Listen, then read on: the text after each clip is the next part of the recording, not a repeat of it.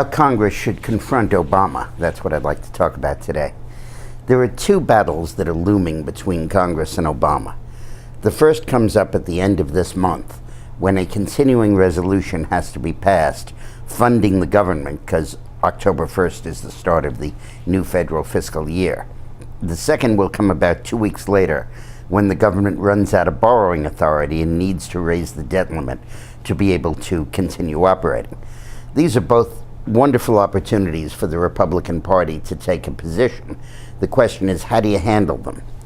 At the moment, the Republicans are focused in the House on trying to defund Obamacare and to refuse to pass a continuing resolution unless the program is stripped of all money.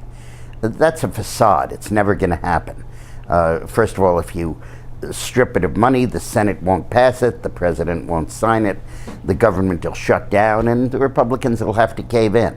I mean, I was on doing an interview with Ted Cruz yesterday, and I said, well, who do you think is stronger, Obama, Reid, and Pelosi on the one hand, or McConnell, Boehner, and Cantor on the other hand? And he just laughed. Obviously, the Democrats are stronger and more determined and less divided in their ranks. And also, when the issue is whether or not to keep the government open, that's an issue that the Republicans really are on the defensive about. First of all, because of the history 20 years ago when they closed the government twice and were forced to back down. And secondly, because people want the government open. They understand that. And finally, Obamacare does have a negative. It's 52% negative, but it's not 70% negative. And it needs some time and some implementation before people understand how terrible it is. So if the Republicans make that stand, they're just going to cave in. They're not going to work.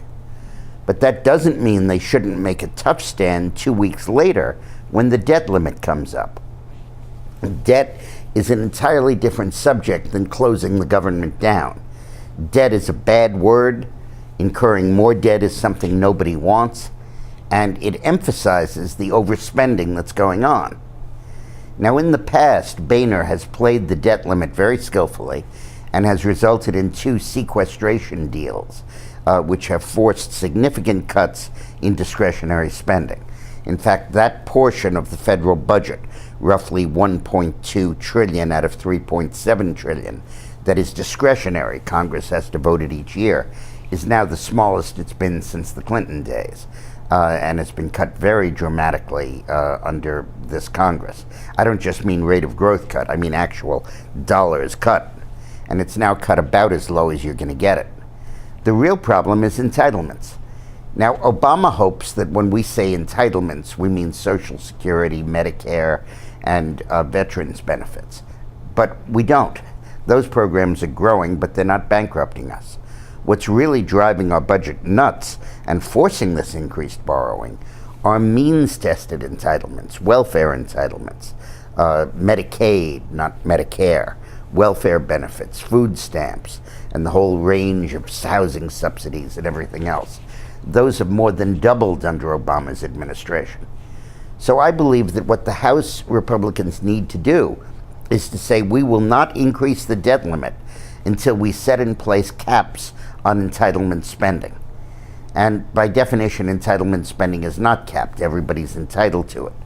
So what the House needs to do is to enact caps on entitlement and say that in the event the caps are reached and everybody can't be covered, the program would then become a block grant to the states, and the states would decide how to make the dollars stretch to reach the available need. But that the program itself, the spending, would be capped at a certain level. It's a radical new concept in the way we deal with welfare entitlements, but it's absolutely vital. You know, the whole concept of entitlement. Yeah, when I pay Social Security taxes or I serve in the military, you bet I'm entitled to the money that comes back, or I pay into Medicare. But when I'm on welfare and I have a low income, I'm not entitled to that.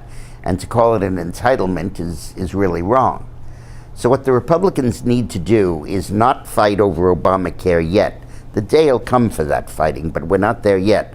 We don't have a huge public consensus on repealing it.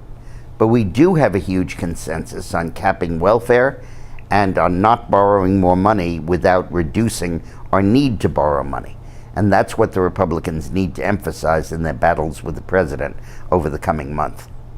Thanks a lot for watching.